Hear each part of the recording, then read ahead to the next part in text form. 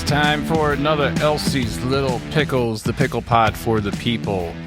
Coming to you on, well, it's Friday, and it's the end of the trading day, one of the most horrific trading days in recent history. We're seeing the stock market just eat shit. And we'll get to that. We'll get to that. But if ever there was a time where a pickle protest was appropriate, it would be now. So if you've lost money in your 401k, find a MAGA house, put a pickle on the porch, take a picture, send it to elsieslittlepickles@gmail.com. Today, it's 2/3. We want to hear from your pickle. Yes, it's 2/3 of the pickle barrel today. It's me and Keifer. And let's just get right into it because the last few days have been just horrific. So let's get into it. You could say it's been murder. It's been murder. Let's go right into the news, buddy. All right. First off, right here, I've got Trump fires National Security Council staffers after Laura Loomer raises loyalty concerns. Because that's the most important thing. It's not whether or not they are capable and competent in their job. It's whether or not they're loyal to the Trump Meister. And He went and did that. He actually went and fired them off of her recommendation because they weren't loyal enough. And you're talking, the one guy was 30 years in the biz. These aren't high profile people. These aren't people with political ambitions. These are people who just do the job and do it well. But they're just not loyal enough for little Miss Laura Loomer. Smart you are. It's a matter of how loyal to one person you are. But remember when... You could say that he is now going to do a DEI hire of loyalty.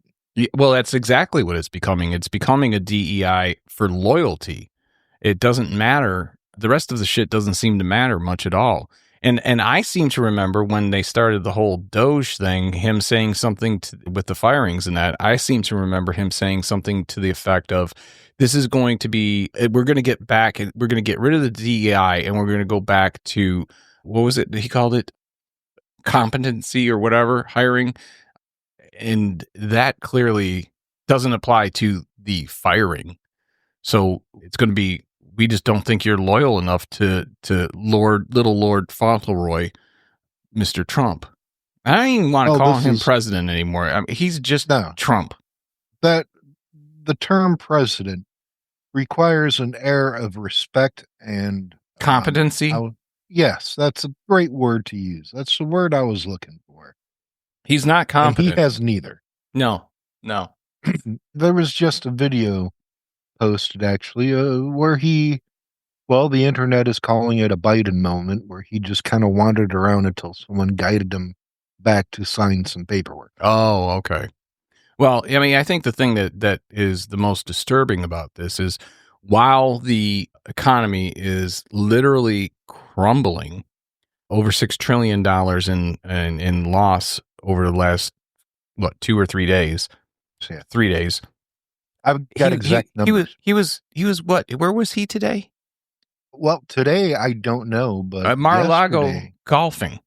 Yeah, that's what I thought. I was going to say yesterday he, after announcing the new economy, he flew to Florida to watch golf. Right. Not play it, to watch it. Well, no, and then today he played it. Well, he actually was. I don't know if he was watching golf yesterday. I know he was giving a speech to the Live Golf, which is the Saudi Arabia golf tournament or golf whatever.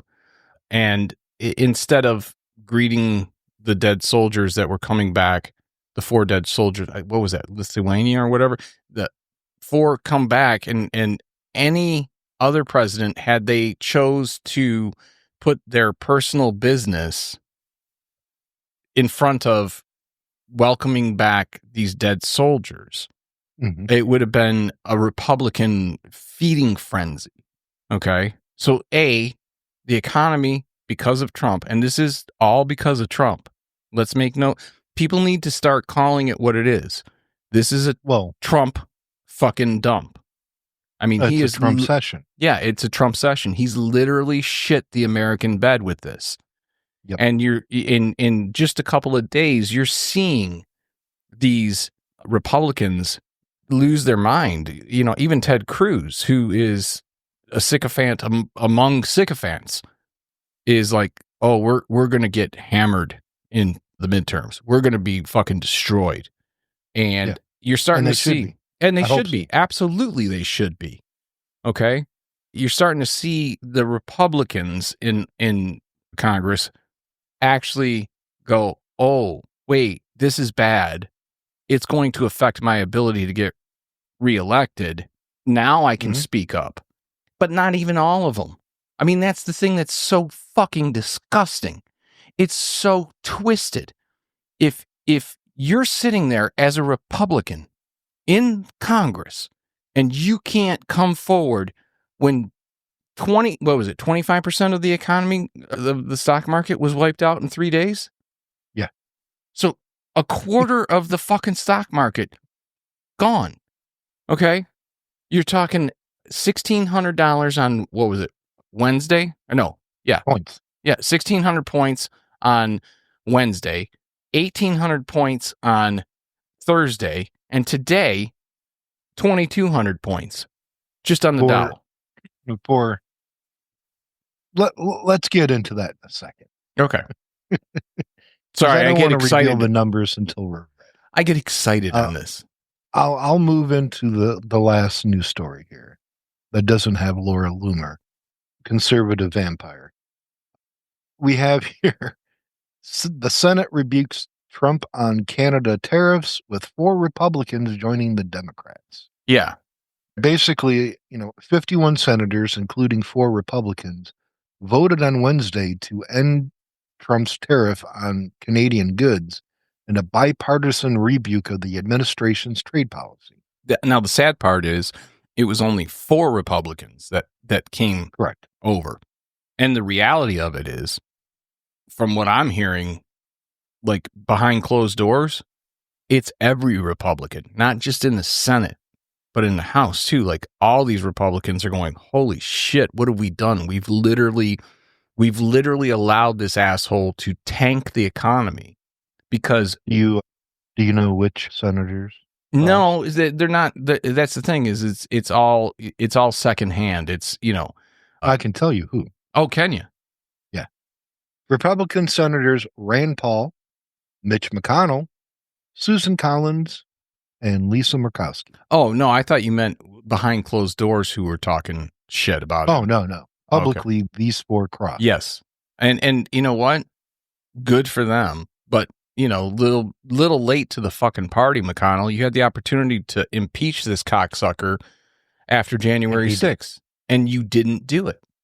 So, like, to every senator who was in office when January 6th happened, to every congressman who was in office when January 6th happened, you're getting now what you deserve. You're getting now the retribution that Trump has promised for everyone else that crossed him. Now you're getting it, because it's not going to end well for you, motherfuckers. So you're ready for some numbers? Yeah. All right. Officially, Wednesday, the Dow dropped 1,679 points. On Thursday, it dropped just a hair under 1,800 points.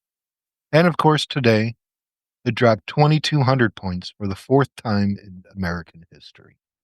Now, I'm going to guess. I don't know this. I don't know if I'm right here, but I'm going to guess on those other 3 times. Okay. I'm going to guess it was Smoot-Hawley. I'm not familiar with that. Well, the Great Depression. Oh, okay. The Smoot-Hawley was the tariff bills that Congress passed. Okay. That set into effect the Great Depression, which the next election, they got wiped out. They got completely wiped out. Okay. Mm-hmm. The Republicans did. The next one, if I was to guess, would be Black Monday. Yes. Okay. And no, actually. Would it be the .com bubble? I can't give you the exact times, but I can tell you that in 2008, specifically September 29th, 2008, under a Republican, George W. Bush, the Dow dropped 777 points, which at that time was the most in history in a single day. And yet, not to be outdone, I'm not going to let George W. do a better job at destroying an economy than me. That's right. And he triples it. He triples it. If you think back to 2008, we ended up in a recession. Yes. That Obama pulled us out of. Correct. And it was referred to as the Great Recession because they didn't want to call it a depression. And that was with only what would you say it was? 777 points. 777 points. Just today, it was 2,200. Correct. So just today, three times. He did more than 3 times. And that doesn't include the previous 2 days, which if you combine it, means that he did 6 times the amount of damage than the highest amount of damage that had ever been done. I mean, let that sink in for a fucking minute. Let's see. 1,800 plus 1,679 is what? I couldn't fucking tell you because I suck at math. It doesn't matter. I'll tell you in a minute because I've got a calculator. What was it? 1,800 plus what? Plus 1,679. Okay, so 1,679 plus 1,800. That's now 3,479. Now add in 2,200. Okay, that's 5,679. Let's divide that by 770. 7.38 times. Correct. The amount of damage. Let that fucking sink in. And to put this into monetary value. And this is just the Dow. Yeah, this doesn't include the S&P. This doesn't include the NASDAQ. I have those numbers too. We'll get to that in a moment. Now, the Dow has lost yesterday $2 trillion. Today, it is 2.4 trillion, which means that Wednesday, it was probably like 2.2 trillion. I've heard that just on the Dow, it is over $6 trillion. Yeah. And that's that not... would put it over... it would put it right at about 6.6 trillion. Which... Now... Well, go ahead. Fucking just take a moment and let that sink in. Okay. Yes. Again, we're talking 20 trillion. Yeah, trillions of dollars. There was a period of time, and I think this goes back more towards maybe Reagan. Maybe if Reagan. You took Warren Buffett, Jeff Bezos, and Elon Musk and erased their fortunes out of their bank accounts. It wouldn't even be half. This is what people need to wrap their heads around. This is a devastating blow to the economy, the likes of which I don't think we've ever seen. No, we haven't. This is unprecedented. Yay, so much winning. Okay, so now here comes the question. Yes. How long does it take for the Republicans as a party to go, this is enough? And what do they do? What will they do? Yeah, that is going to be the ultimate question. I can tell you Nike lost $13 billion. Puma dropped 11%. Apple lost almost $1 trillion. Yeah. It was 800. Apple lost basically $1 trillion. Adidas dropped by 3%. 401ks on average lost $10,000 across the board. I have one particular stock that I'm heavily invested in. And since Trump was elected to today, it's lost $60 per share. Okay. You know how much Tesla lost today? Huh. 5.4%. That's got to hurt. The NASDAQ today lost 5.8% or 902. Look, at the end of the day, all those tech bros that were sitting behind him in the front row on inauguration, they all are getting fucked. Yes. So they've got to be wondering. They're getting a prostate exam. Yeah. With a glove that has lube and gravel. Yeah, you're right. I mean, we have to laugh because otherwise we'll cry. But my question, I got to go back to this. What, just spitballing, what do the Republicans do when they finally, as a group, go, we've got to step in. We've got to do something, because we're just, even if it's not for patriotic reasons, even if it's not because they're concerned about the amount of loss that Main Street people are suffering. Okay. Well, I can tell you one thing.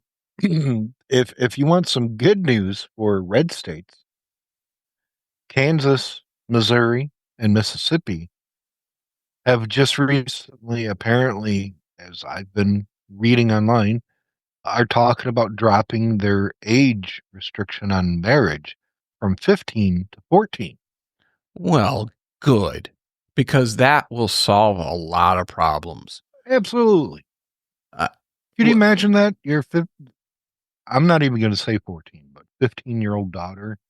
And I'm not talking about marrying another 15-year-old or an 18-year-old. It could be a fucking 50-year-old. It could be a 50-year-old, a 60-year-old. Yeah. A little pillow princess. Oh, my God. I mean, what the fuck are they doing to this country? Honestly, what in the fuck? Well, considering red states and their penchant for removing female rights, the right to bodily autonomy, in Texas, and it's being voiced around the country, the right to vote. Oh, yeah. The whole suffrage movement being erased. Oh, look, you see that even with... In Texas, they had bounties on women who were going to have an abortion. Bounties. Just look at the dust up in the Republican Party between Marjorie Taylor Greene and Anna Paula Luna. Mm-hmm. And to me, what Anna Paula Luna is supporting and joining Democrats with is a pretty reasonable bill, which would allow anyone who is pregnant or going through a pregnancy or has just had a pregnancy or just gave birth, rather, to do a proxy vote. Mm-hmm. And Marjorie Taylor Greene's like, look, bitch, this is a privilege to work in Congress, to serve in Congress. If you can't show up, you can't do the job. Are you fucking kidding me? Now you got a woman telling another woman, basically explaining, we don't want you here. If you can't be here for a vote, then you can't be part of this club. Correct. So they're not just trying to squeeze women out of voting. They're trying to squeeze women out of politics. Correct. So in what world does this make any fucking logical sense? Look, any job, and she even told Luna, she told her in a tweet war that they were having, she's like, look, I had children and I didn't have a job as a congressperson, so I was able to make it work. And maybe you shouldn't be in Congress if you're going to get pregnant. Well, isn't that what we want? We want people younger, maybe of childbirthing age, to be in Congress, because they might actually understand the problems that the American people are having, because they're having those same problems too. I mean, where the fuck does this three-toed cunt come from where she can't even understand that a simple benefit should be, look, I gave birth 3 days ago. I can't make that vote. I can proxy vote it. Or I'm in my 9th month. I'm going to give birth any day. I can't make that vote, but I sure as hell can proxy it. I'm not allowed to fly because of my pregnancy being in the last trimester. So I can't. Come on, go fuck yourself, you three-toed cunt. What the fuck? It doesn't even make sense on a human level, much less a business level, which is what they keep saying the government should be run like a business. Well, maybe if you ran it like a business. I say, all right, fine, run it like a business, but have that business ran by someone who actually knows business. not Donald Trump. Oh my God! And like I said, has bankrupted 2 casinos. Yeah, who does that? How do you do that? Casinos, I could have done it better. I can have my dog run it better. Yeah, it's a fucking ATM. He doesn't know when he has to pee sometimes. All right, so what do they do? Like he eats his own asshole. He could run it better. Hey, look, let's face facts. If you could do the same, you wouldn't even get off the couch. It would make this video conference call even more interesting. Yeah, and a lot more awkward for me.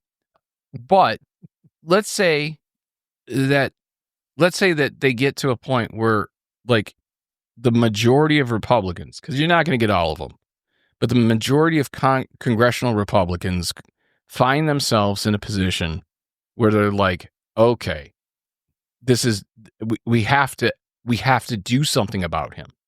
What do? Well, they could impeach him, which would be the smart thing to do. Okay. But then we're stuck with J.D. Vance, the lesser of 2 evils by far, but somebody who, in my opinion, is easily manipulated by people that he admires or find in power, or has an admiration or a sense of respect for because they've been in Congress for X amount of years or whatever. And that doesn't even include business people. Okay. But at this point, I would definitely take a manipulated J.D. Vance over Trump, because this motherfucker's off the rails. And they're saying, they're trying to sell us a bill of goods of, this is just temporary pain. This is and maybe it is. Vance came out and said that Trump is trying to lead the economy in a different direction. No shit. Yeah, really? You think? I'm guessing off a fucking cliff. That's where he's trying to lead it. I think it was the nighttime media host, Colbert. Yeah. Who said, he showed a graph of, the squiggly down arrow. Yeah. And was like, the only stock going up is downward red arrow. Yeah, it's true. But see, let's say they finally decided, and I don't even know what the numbers are, but I would assume that they would they would have to have Democratic support to get to 3/4 majority in order to impeach him. And I don't think that would be very difficult to find that support, but I could see them doing an impeachment drawn up by the Republicans, and then the Republicans lose their fucking backbone, and it's all blame, and it doesn't happen, but it's all blamed on Democrats again. So let's say they did that. Let's say they impeached Trump. Let's say he's gone. J.D. Vance. Do you think he would pretend to have a heart attack during that? No, I don't know. Yeah, maybe. I don't know. I think he'd fight it. No, I think he'd fight it. Yeah. I think he would fucking fight it. But let's say they got to the point where they were asking the Democrats for help, right? Well, then the Democrats could say something like, well, look, you got to take the VP and impeach him too. But that then leaves us with Mike fucking Johnson. So like the only thing that I can see as a potential solve for this problem is you impeach Trump, maybe even prosecute him and try to jail him. Like, I could see the Democrats going, you wanted this. You had 2 opportunities to get rid of him before. You didn't take him when you should have. You're going to have to give us something more. I say no to that. You know what they need to do? Deport him to El Salvador. Oh, that would be wonderful. That would be wonderful to see him get his head shaved, stuck in the fucking same cells as the people that he shipped down there, including the people that didn't even do anything, and they know that the one guy they that's said called justice. The one guy they said, oh yeah, we fucked up. It was an administrative error. Sorry, but they're not bringing him back. They're not doing anything to fucking bring him back. No. I mean, what? How? It's one thing when you go. They're talking about sending American citizens down to Guantanamo. Oh, dude, that's been the plan all along. Yeah. To get rid of the protesters, to get rid of the people that Trump doesn't like. And that's why you see, like, he wants to create that wartime kind of fucking circumstance so he can call martial law, so he can do whatever the fuck he wants. And if the Republicans don't get in front of it, look, one thing that people don't understand, Republicans lost the House and the Senate for like, what was it, 60 years or something like that? I think so. It was like 60 years after the Great Depression because of Smoot-Hawley. And this is making Smoot-Hawley look like fucking child's play. How long? And look, so far this is so bad numbers wise that other people are saying there's nothing to see here. Yeah, everything's fine. Everything's fine. I know the building's on fire, but we have a cup of water. Yeah, so you're starting to see. All right, so the reason why I'm starting to feel like the Hollywood Hills when the blaze is happening. Yeah, you can't do anything. You can't fucking do anything. All you can do is hop in your car, drive away as fast as you can, and watch it burn in your rear view. The reason why Colton isn't with us is because he's actually taking part in the hands-off protest. Have you heard about this? Only from you. Okay, so the hands-off protest is a protest that is apparently going on in over 1,000 cities tomorrow. So tomorrow's going to be a very, very interesting day to see how that all plays out. I hope it's all peaceful because I don't want to see anyone get arrested. I don't want to see anyone get in trouble. I don't want to see any of that shit. But he's going to be taking part in that protest, which I think is going to be a historic protest, not only because of what they were, the origins of the idea was, which is hands off our Medicare, hands off our Social Security, hands off our bodies, the list of things that they want hands off is significant. Yeah. By the way, breaking news, a judge has ordered that man back to the U.S. Oh, good. So Good. We'll see what happens. Well, yeah, but I mean, how fucking sickening is it that the administration admits that they made it? Yeah, it should have gotten to this point. It shouldn't even have to go to a judge. It should have been, oh, fuck, we messed up. Let's get this guy back. This guy was shipped, but we shouldn't have done it. Oops. We'll send him a taco. Yeah, I mean, so what I'm hoping for is a very, very dramatic and large showing at all of these hands-off protests. I want it to be peaceful, obviously, because I don't believe in any political violence whatsoever. But the organizers of the protests have made it very clear. If somebody is there that has a different ideology or is getting in your face, just back away. Let them have let them speak their mind. Don't get physical. Don't bring any weapons, even if they're legal. Just fucking no violence, which is part of the reason why I'm very, very enthusiastic about this. I think this is going to be a monumental one, and I think it's going to be monumental because it wouldn't have been as big. I mean, it was already huge, but I don't think it would be as big if it weren't for the tariff issue and the stock market taking a shit and 25% of wealth just being erased. That gets people to sit up and go, oh, no, I'm going to go and be part of this protest. So hopefully we get to that point. I don't know, man. Like I said, I've been watching the markets. I've been watching the news, trying to find anyone that could give me some sort of real optimism. Do I think it'll come back? Yeah, I think eventually it'll come back. Do I think that he's going to budge on these tariffs? No, I don't. And I'll tell you why I don't. He doesn't want to give the media a win. So even with that Signalgate issue, he could have fired Walz. He could have fired Hegseth.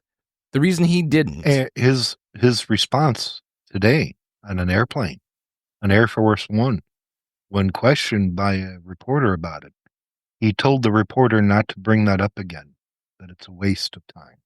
Yeah, because he doesn't want to give the media a win. I mean, he's been quoted as saying, I'm not giving the media a win.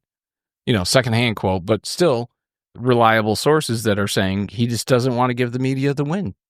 It doesn't matter. And he's pissed off all to hell with Walz on this and not too thrilled with Hegseth. But their jobs are going to be safe. Meanwhile, he's firing, these people that are, national security fucking people just because they didn't pass the loyalty test. Correct. And on top of all of that, not being there to receive the bodies of the fallen soldiers and the reason being because he was going to go and bolster his business with Live Golf, and because the Saudi Arabians gave his son-in-law, Jared Kushner, $2 billion to start his shit up, and because it's me, and I need to golf. Meanwhile, he lit the fire and just walked away. What kind of leadership is that? It's not. I mean, like, even if you're a Trump supporter, how can you look at that? Every time he goes to play golf, it costs the American taxpayers almost $10 million. Mm-hmm. Or whatever it is. It's like 8.7 or some shit like that because of security, because of flight, and because all this stuff. And he does this every fucking weekend. So by the time he's done in office, how much money will he have spent just going golfing? Where's Doge on that? Yeah, where is Doge on that? Where's Elon? Yep. I mean, I think this is, look, if this, yeah, he's resetting. Exactly. If this continues for any length of time and actually does any type of permanent damage, I think that if Congress doesn't step up, I think the American people will. And I think they'll not only do it with their wallets, but I think they'll do it with protests. And I think that at some point it will get ugly. Can you imagine if Trump was impeached and Vance became the president? Do you think it would be better or worse? I'm not sure. It would depend on whether or not he was going to be a puppet or whether he was going to continue the Trump plans in order to appease the MAGA base, or whether or not he was going to stand up and be a man and make decisions that he thinks are actually, look, I can disagree with a decision that you make, but I can respect it if you're doing it because you really do believe that this is a thought out choice and this is the best way to go. I think Vance would cave on the tariffs immediately. I think he would too, because historically he hasn't supported that idea. Correct. So you've seen this embarrassing. It'd be very entertaining. Yeah, I think first and foremost, it wouldn't matter who got put in that position. If you could pick any motherfucker in politics and put him in that position, and even the biggest Trump fan would go, no, we're getting rid of these fucking tariffs, and we're sorry for the inconvenience and how much money everyone lost. What can we do to make it up to you? I don't think you would have any choice but to do that as a replacement for Trump at this point. So, I don't know, man. I don't know. All I can say, people, is watch your wallet. Be careful. Yeah. What's entertaining to me is in the couple of Facebook groups that I'm in, the last 2 weeks, the MAGA supporters have gone silent. Have they? Yeah. Oh, yeah. Completely radio silence. Almost as if they're afraid to say something. And you say this is the last 2 weeks or just the last week? In the last 2 weeks. Specifically this week. I was going to say, I understand this week, but they have gone radio silent. What do you think it is? In a few posts in one of the groups, a couple of outspoken people have tagged those individuals. No response. But I'm curious, why do you think the last 2 weeks? I understand this week, but the week before, why do you think? Do you think it was because of the lead up to this tariff thing, and they were probably started with the whole Signal Gate thing. Oh yeah, that would make sense. Okay, yeah, that makes sense. Because for as much crap that people slung at Biden, nothing like that ever happened. Right. Well, it's interesting because the social media that I've been seeing, like on X, I mean, they had basically "We miss you, Biden" kind of thing going, or "Do you miss me yet?" And it just showed Biden like standing there when the dead soldiers came off the plane. He was there. It showed him, like a bunch of different things where it was like, yeah, okay, he was a doddering old fool and old man, but when he was. You know who's in charge right now of the NSA?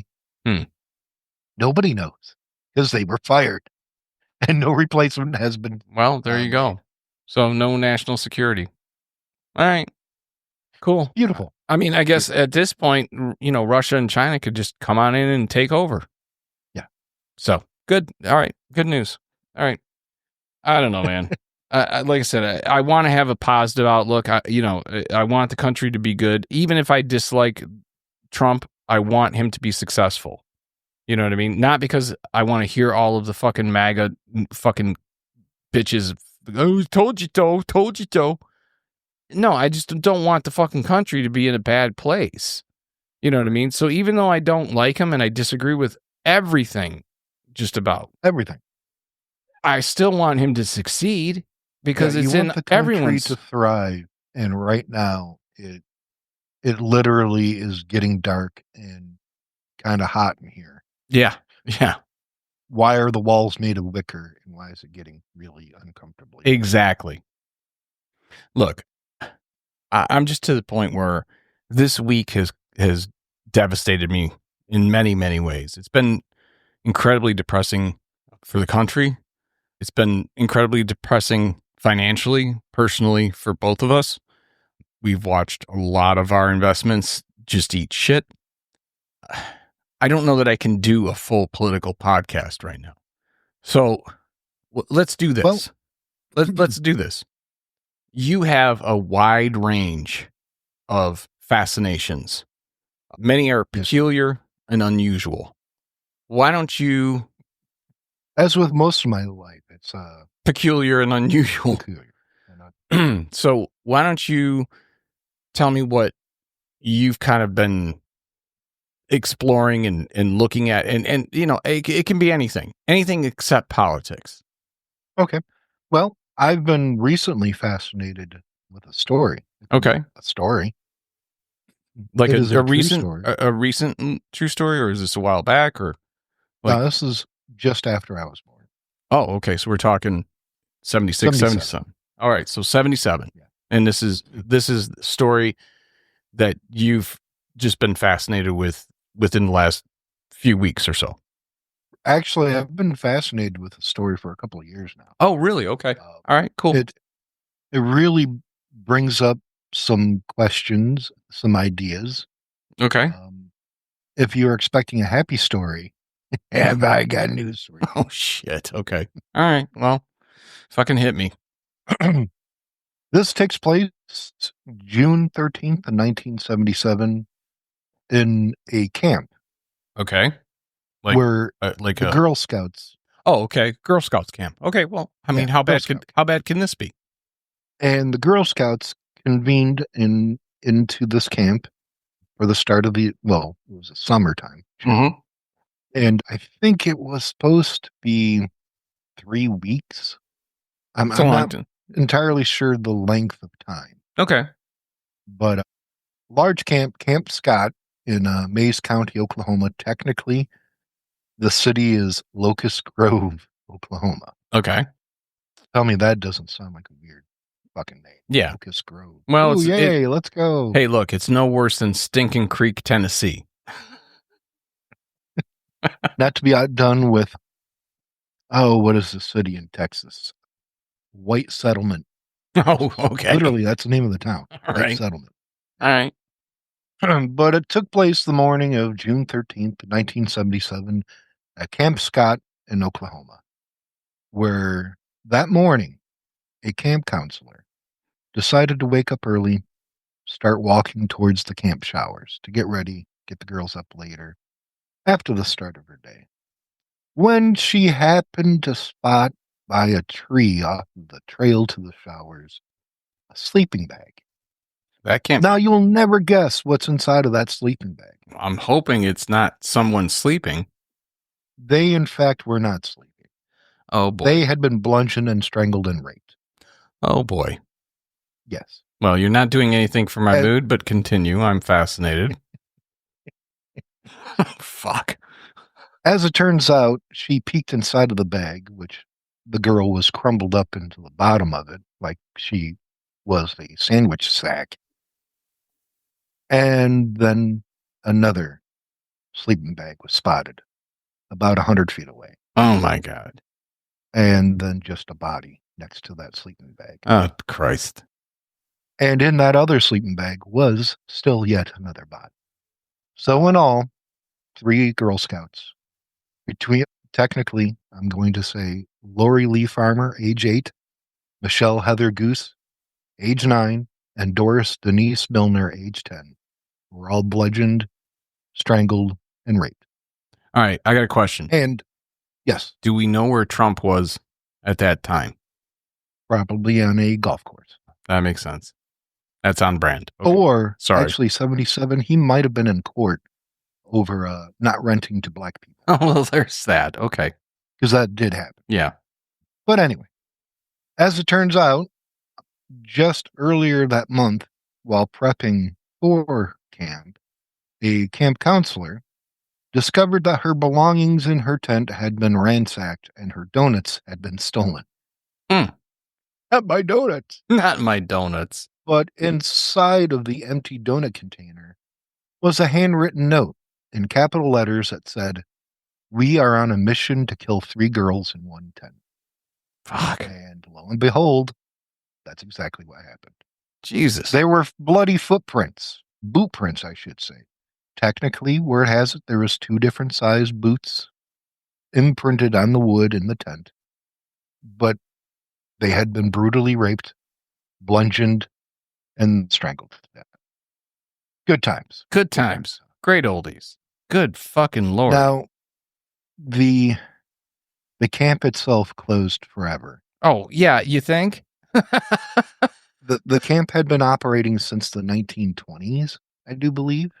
Yeah, but after that, that's the kind of negative press that you don't recover from. No. Good God. I've watched some interviews of the parents, and one of them, the mother is no longer living. She died somewhere in the 20-teens, but she never forgave herself because her daughter did not want to go. Oh. She felt like she wouldn't make friends, wouldn't have fun, but her mother convinced her to go. See that, and unfortunately for her, she feels that way. Literally, if you feel like you are not having fun, write me and I will come pick you up. And in that letter that was written the night before, she was asking her mother to come pick her up. Oh, fuck. Yeah. Yeah. How horrible that lady must have been. Yeah, and the thing is... My heart goes out. Yeah, my heart goes out to her too. The thing is that as a parent, you try to get especially if your child is a little bit reserved or a little bit shy, you try to, kind of push them out of the nest a little bit so they can experience life, because you don't want them to grow up to be, a shut-in or whatever. As a parent myself, I can tell you there have been plenty of times where, my son, Colton, didn't want to go to something. I'm like, no, go, you'll have fun, try it, and if you don't like it, call me and I'll come pick you up or whatever. And so that's the instinct of a parent, is to try to push them to go and experience different things and try to push them to, do something that maybe they don't feel necessarily comfortable with, because a lot of times they find out that they did have fun, or they found something new that they enjoyed, like at camp like that. They got to step out of that comfort zone. Yeah. So like at a camp like that, I would imagine that maybe archery was something that she'd never had the opportunity to experience. And she might have, if nothing else, came away going, I love archery, and found a new hobby for the rest of her life, or, a craft or an art, or just being out in the, in the outdoors. Maybe, she discovered, oh my gosh, I really love going on long hikes, you know what I mean? Only to find out this news.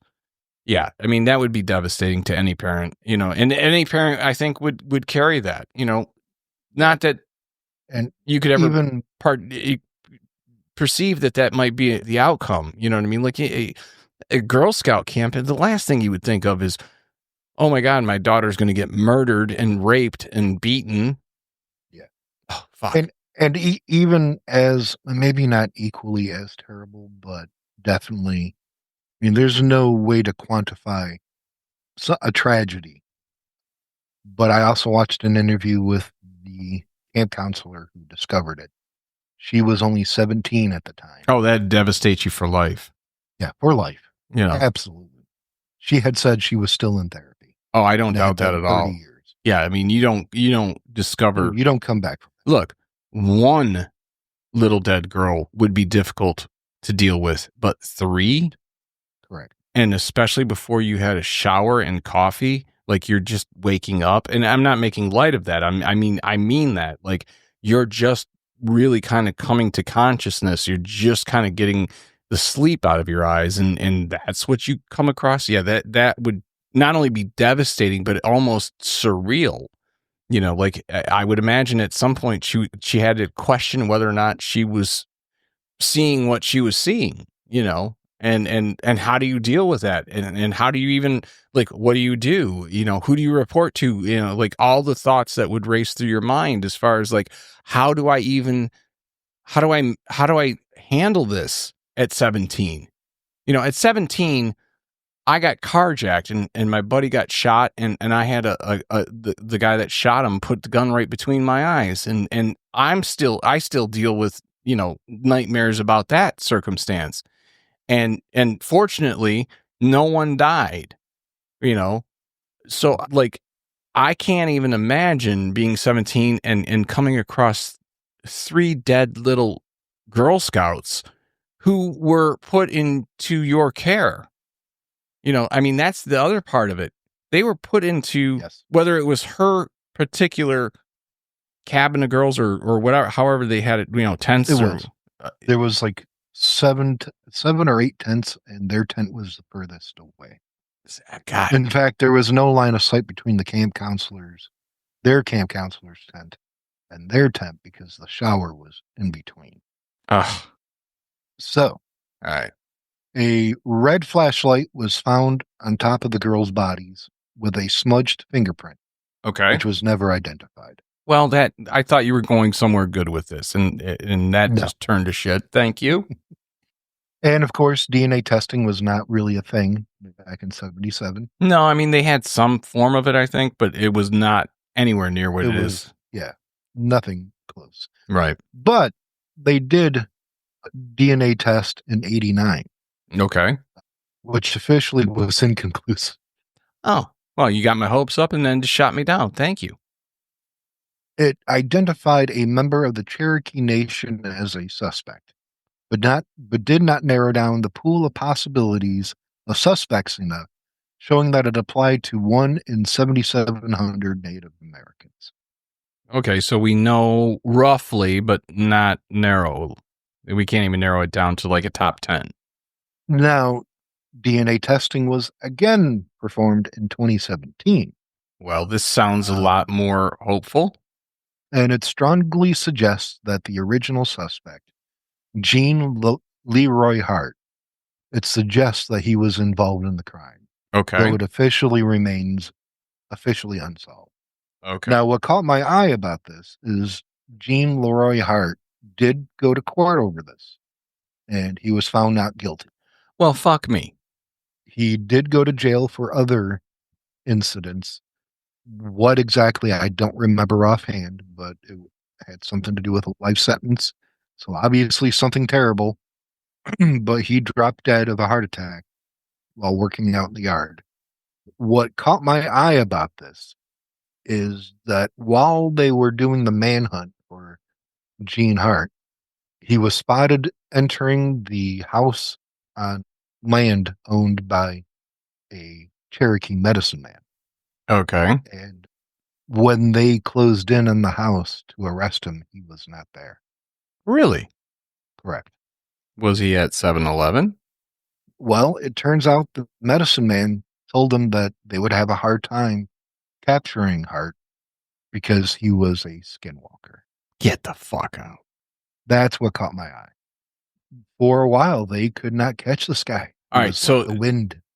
Just for those who might be listening that aren't familiar with what a skinwalker is, could you explain that? A skinwalker is reportedly an individual who can change into animals. So basically a shapeshifter. Correct. Right. But he eventually was captured, put on trial. The verdict was not guilty because they didn't have sufficient evidence, but he did go to prison for other things. Well, at least he ended up. Yeah, at least he ended up in prison and died in prison. But it just is a fascinating case. It's obviously heartbreaking. No real closure for those families. No. But it just always captures my attention. I like to read stuff like that. I'm fascinated by unsolved mysteries. Well, maybe this is something he actually was convicted, now I'm reading, of kidnapping and raping 2 pregnant women, as well as 4 counts of first-degree burglary. Oh, God. He died of a heart attack at the age of 35. Really? About an hour of lifting weights and jogging in the at prison. 35, though? At 35. That's, fuck, you don't hear that often. Not a heart attack at 35. I mean, did they say like he had a heart history or like any like history medically or? No. In 2024, 2 of the families sued the Magic Empire Council, which is the insurer, I guess, for the Girl Scouts, and they won. We're talking almost 30 years later, and it was just $5 million. But no amount of money is going to replace it. Well, that's the thing. Like, I mean, like, no matter what that sum would have been, it doesn't take away the pain. And Hart died of the heart attack 2 years later, almost to the day. That's actually June 4th. Although it's a depressing story, it's a fascinating story, and maybe we'll do something like this on the regular where we talk about just what each other, because it's fascinating to me. Like, what people don't know is we went a very long time just because of circumstance where we didn't talk much. So a lot of what this is us trying to get caught back up and spend time and with each other and learn again kind of each other's interests. So maybe we'll do that. You know what I mean? Like do a every once in a while we'll do what are you into now? And while that was not by any stretch of the imagination the uplifting story that I had hoped for after discussing the political bullshit and the stock market crash, it is fascinating. You know what confuses me about also on this case and things like this is that Gene Hart died in 1979 at the age of 35, but he still had 305 years left of his 308-year sentence. Now, my problem with that is why bother sentencing someone for 308 years? I think that just say until you die. You will be here until you die. I think that has more to do with the way the sentences are laid out, because there are sentences that are consecutive, and then like the way that they structured those the sentencing might have been part of the reasoning for that.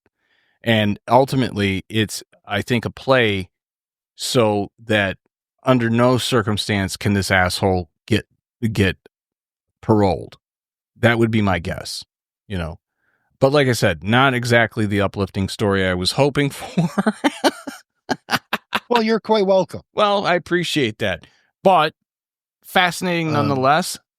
I am such an asshole sometimes that I think of horrible things. And just to end on a really bad meaning joke. Okay. I kind of wonder if maybe that camp counselor lost a badge. And with that, that's another Elsie's Little Pickles.